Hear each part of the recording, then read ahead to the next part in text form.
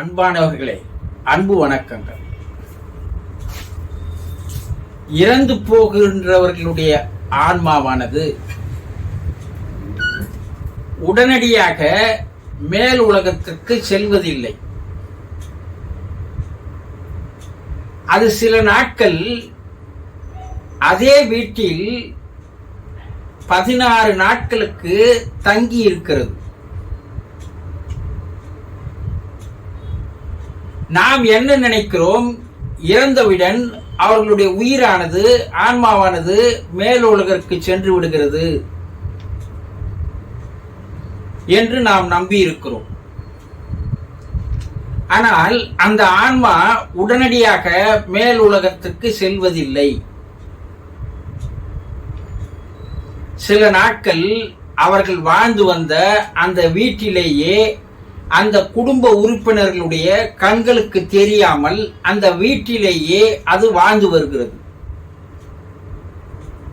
ஏனென்றால் பல ஆண்டுகள் அந்த வீட்டிலேயே அது வாழ்ந்து விட்டது. திடீரென்று அந்த வீட்டை விட்டு போவதற்கு அதற்கு மனம் இருப்பதில்லை. அந்த வீட்டின் மீது அது வைத்திருக்கின்ற ஒரு பாசம், ஒரு நேசம், ஒரு அக்கறை, பிடிப்பு, இதெல்லாம் அதை அந்த வீட்டை விட்டு உடனடியாக வெளியே போவதற்கு இடம் தருவதில்லை. அதனால் பல நாட்கள் அந்த வீட்டிலேயே அந்த ஆன்மாவானது வாழ்ந்து கொண்டிருக்கிறது. தன்னுடைய குடும்ப உறுப்பினர்கள் மீது வைத்துவிட்ட அன்பால், பாசத்தால், நேசத்தால் அது அந்த குடும்ப உறுப்பினர்களை விட்டு கூட பிரிந்து செல்வதற்கு மனமில்லாமல் அங்கேயே இருக்கிறது. என்ன இருந்தாலும் இரத்த சம்பந்தம் அல்லவா? உடல் புதைக்கப்பட்டாலோ எரிக்கப்பட்டாலோ அந்த மனம் என்பது அங்கேதானே இருக்கிறது. இந்த உடல் என்பது ஒரு கருவிதானே. இந்த உடலானது யார் மீதாவது பாசம் வைக்கிறதா, அன்பு வைக்கிறதா, அரவணைப்பு கொள்கிறதா, பாராட்டுகிறதா, கட்டிப்பிடித்துக் கொள்கிறதா என்றால் இந்த உடலை ஒரு கருவியாக வைத்து உள்ளே மனமானது செயல்படுகிறது. இயக்குனர் இல்லை என்றால் அந்த வண்டி ஓடாது. ஓட்டுநர் இல்லை என்றால் வாகனம் ஓடாது. அதுபோல இந்த உடலுக்குள்ளே மனம் என்ற ஒன்று இல்லை என்றால் இந்த உடல் செயலிழந்து போகும். அப்போ அந்த மனம்தான் அந்த வீட்டில் வாழ்கிறது. மனம்தான் தன்னுடைய மனைவி, கணவன், பிள்ளைகள், சகோதர சகோதரிகள் மீது பாசத்தை வைக்கிறது, நேசத்தை வைக்கிறது, அன்பு பாராட்டுகிறது, அரவணைக்கிறது. இவையெல்லாம் செய்வது எது? மனம்தான், மன உடல் தான். இந்த உயிர் நுண் உடல் என்று சொல்லக்கூடிய இந்த மன உடல் உடனடியாக அந்த வீட்டை விட்டு வெளியே போவதில்லை.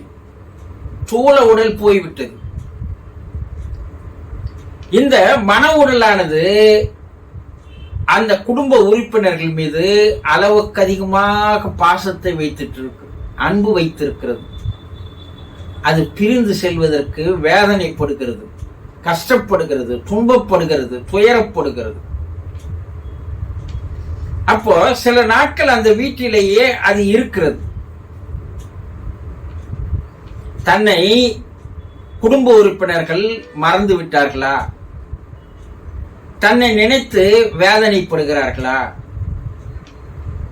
தன்னை எப்போதும் நினைத்துக் கொண்டிருக்கிறார்களா?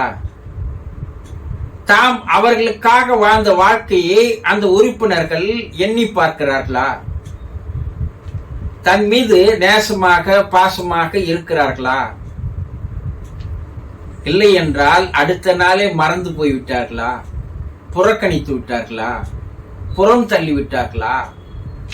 என்பதையெல்லாம் அந்த வீட்டிலேயே இருந்து கொண்டு அது 16 நாட்களுக்கு உள்ளேயே வாசம் செய்கிறது.